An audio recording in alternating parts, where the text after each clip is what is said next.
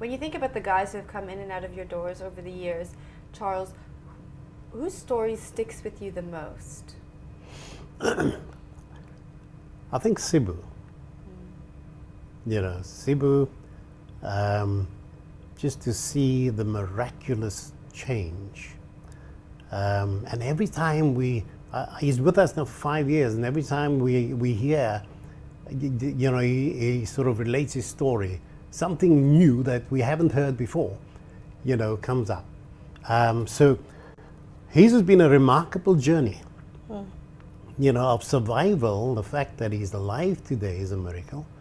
But I believe that, you know, God is, even in his bad old days, God kept his hand upon him because he had a greater purpose in life. And he's now stepped into his purpose. He knows, you know, why he survived. And what his mission is right now. But just on a personal note, in 1979, on Easter Sunday morning, both Val and I were attacked in our home by 3 guys who escaped from prison. They came into our house in the early hours of the morning.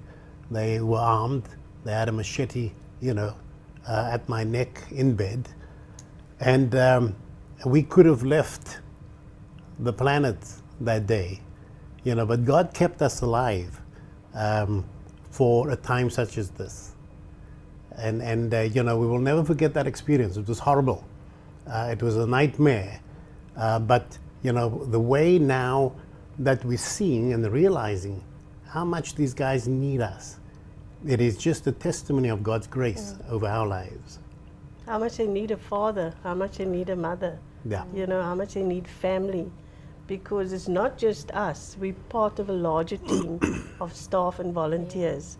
And friends who just come around and support them, you know, in every way. Because that's what they've lacked. They've gone through childhood without that, you know. So, yeah, Sibu's life has been remarkable, and I think what makes it even more striking is his capacity to go back and pull guys out of the same situation. I mean, in all these stories you will hear reference to Sibu.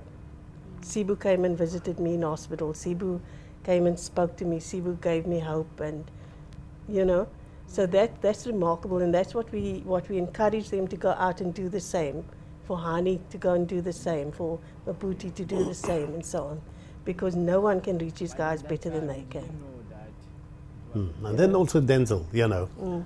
I mean, the fact that the bullet went right through from here, out of here. I said to him, Denzel, you see, when you have that kind of lifestyle, then, you know, you don't really have brains. And that is why I just went right through, you know what I'm saying? We should try that now, you're not going to survive. That's on the lighter side, but he knows what I mean. Yeah. Yeah. So Sibu's story is one that also resonates with you, though. Oh, absolutely. Yeah. He was sentenced to 33 years Yes. in prison. And he served, I think... He served just on 11 years. 18 and 15 were concurrent sentences. So he served just under 11 years. And 4.5 of those over time was in solitary confinement. Wow. So, you know, it's been a hectic life. And the fact that he survived prison is another miracle. But we see so much passion and dedication from him, you know, to go out and find these guys. A lot of them have heard these stories while they're still in prison and have communicated and said, look, when we come out, we need to talk, you know, and a remarkable young man. You see, it's giving guys hope in prison. What we need to do is stop the revolving door of the prison, you know, where guys come out and within a month, they're back in there. Because the world that they come into is a scary place, you know, and they feel much safer going back. Listening to the stories and what is happening, you know, to the likes of Sibu, Hani, Maputi, Denzel, and those guys, you know, give those guys hope inside so that when I come out, maybe there's a chance for me. So we're getting these calls from guys, you know, still inside, but wanting to come into this program.